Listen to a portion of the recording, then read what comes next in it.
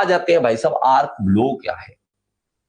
Arc blow क्या है, मैंने आपको पहले बताया आर्क ब्लो है, आर्क ब्लो है, आर्क ब्लो है। आर्क ब्लो है क्या, इसको बड़े ध्यान से समझना। आर्क ब्लो है क्या, आप इतनी सी बात समझेंगे। ओके, तो अब हम समझने वाले हैं आर्क ब्लो के बारे में। आर्क ब्लो होता क्या है, इसको कैसे हम समझ सकते हैं और इसको कम भी कर सकते हैं, कुछ आइडिया हमारे पास होते हैं। आर्क ब्लो होता क्या है। आर्क, हम देखते हैं कि हम जब वेल्डिंग करते हैं वहां पे एक आर्क बनती है। अब ये जो आर्क बन रही है, ये कई बार क्या करती है, सीधा जाने की बजाय ना ऐसे डिफ्लेक्ट हो जाती है, टेढ़ी चली जाती है, इस तरह से इधर की ओर मुड़ जाती है। आप देखते हो यार, ये वेल्डिंग मैंने सीधी करनी थी, ये नीचे जानी चाहिए, आर्क इधर किधर जा रही है, कौन इसको खींच रहा है, कोई इसको खींच रहा है, मैग्नेट की तरह इसको खींच रहा है, कौन खींच रहा है।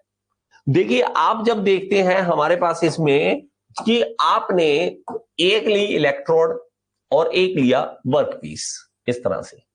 अब आपने इसको नेगेटिव के साथ जोड़ दिया और इसको पॉजिटिव के साथ जोड़ दिया, मतलब आपने इसके अंदर करंट फ्लो करवाया।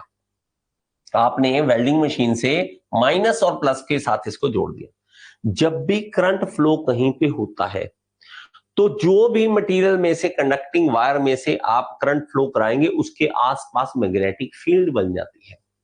क्या आपको पता है ये आपने सुना होगा, 10th में 9th में आप पढ़ते हो, तब आप समझते हो उसके अंदर कि जब भी वायर में से, किसी भी कंडक्टिंग वायर में से या किसी भी कंडक्टिंग कोई चीज है उसमें से करंट पास करता है तो उसके अराउंड मैग्नेटिक फील्ड बन जाती है।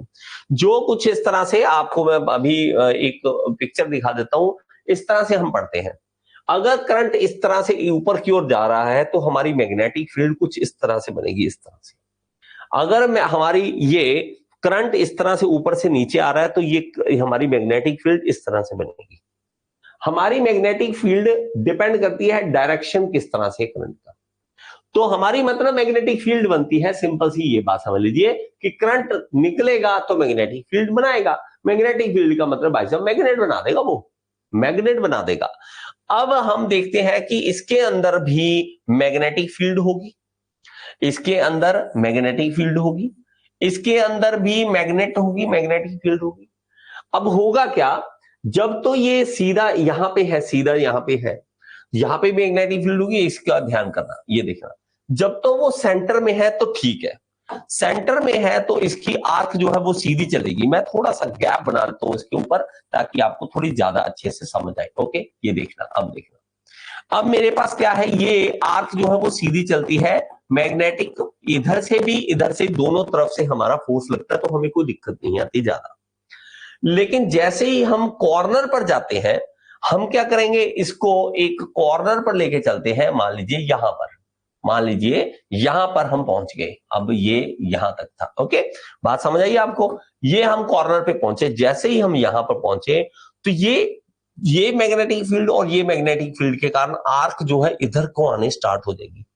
आर्क को खींचा जाएगा इस मैग्नेटिक फील्ड के द्वारा, इस तरफ इस तरह से डिफ्लेक्ट हो जाएगी, ये डिफ्लेक्ट हो जाएगी और हमारी आर्क जो है जहां जानी चाहिए वहां नहीं, कहीं और जाने स्टार्ट हो जाती है, और कहीं जाना स्टार्ट हो जाती है, टेढ़ी। आप दिखेंगे यार ये खींची क्यों जा रही है आर्क, इसको आर्क ब्लो कह देते हैं।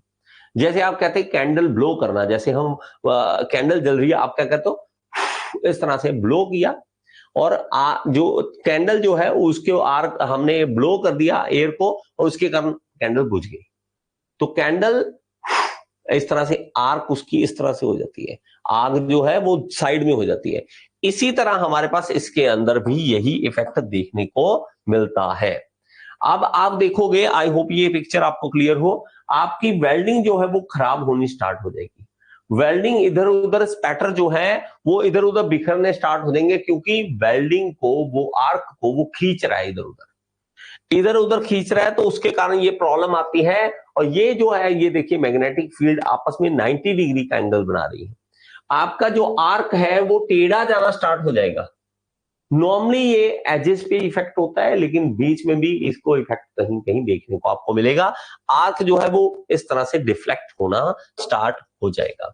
तो इस तरह से देखेंगे आपका ये मैग्नेटिक फील्ड के कारण ये डिफ्लेक्ट होना स्टार्ट हो गया। इस पिक्चर से आपको क्लियर हो जाएगा, इस पिक्चर से आपको क्लियर हो जाएगा।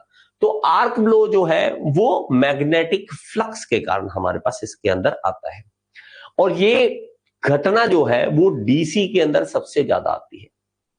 डीसी सप्लाई में पॉजिटिव और नेगेटिव वही रहते हैं जहां है, वो चेंज नहीं होते। एसी में ये प्रॉब्लम नहीं आती। क्यों नहीं आती एसी के अंदर? अगर आप देखेंगे तो एसी के अंदर ये प्रॉब्लम नहीं आएगी। क्यों नहीं आएगी वो हम इसके पिक्चर से हम क्लियर कर लेते हैं। ये हमारे पास मान लीजिए यहां पर है। अब इसमें होगा क्या, एसी के अंदर हम समझते हैं क्या, 50 हर्ट्ज की सप्लाई हमें मिल रही है इंडिया के अंदर। एक सेकंड में 50 बार प्लस चलेगा, मतलब 50 बार वो चेंज करेगा। साइकिल जो है 50 साइकिल आ जाएंगे, तो 25 बार वो करेगा प्लस, 25 बार करेगा माइनस। कभी ये प्लस होगा, कभी ये माइनस होगा। जब ये माइनस होगा ये प्लस हो जाएगा, ये प्लस हो जाएगा, ये माइनस हो जाएगा, ये माइनस होगा, ये प्लस हो जाएगा। तो plus minus plus minus plus minus, कभी इधर कभी इधर। आपकी आर्क जो है वो कभी तो इधर से फोर्स, कभी इधर से फोर्स, 25 बार इधर से 25 बार इधर से। तो भाई ये बैलेंसिंग हो जाती है आर्क की।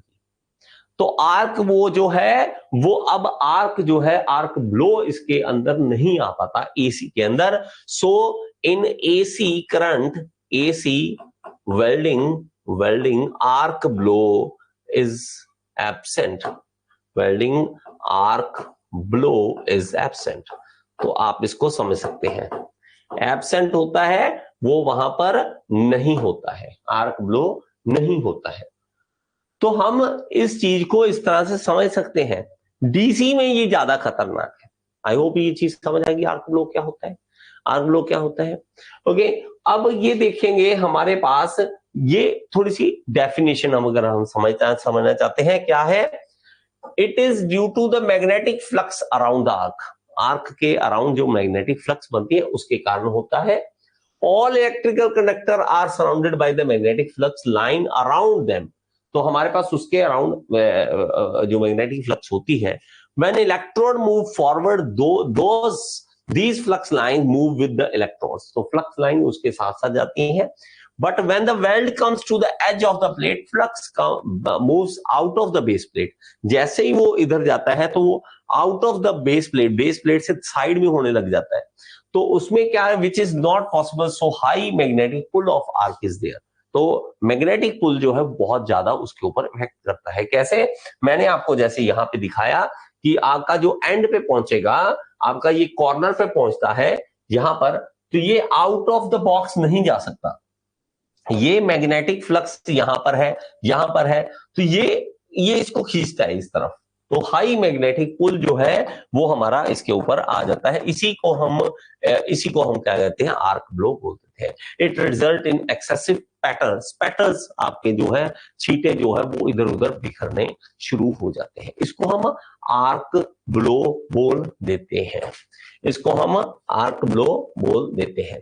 तो मैग्नेटिक आर्क ब्लो इज, तो क्या है, रिसेंट वेल्डिंग टेक्निक है use to weld material, occurs when welding near equator, phenomena of occurrence pattern because of the magnetic flux created in DC arc welding। तो D is the right answer, D is the right answer। arc blow is more common किस में होती है, DC with straight polarity में ज्यादा होती है। ये याद रखें, ये स्ट्रेट पोलैरिटी में ज्यादा होती है, स्ट्रेट पोलैरिटी में ज्यादा होती है। इसको जी को ध्यान में रखें, स्ट्रेट पोलैरिटी के साथ और ही ज्यादा खतरनाक होती है। ओके जी, चलिए, तो ये आज का टॉपिक था। किसी को भी कोई भी अगर प्रॉब्लम आती है तो ऐप में मुझे मैसेज जरूर करा करें।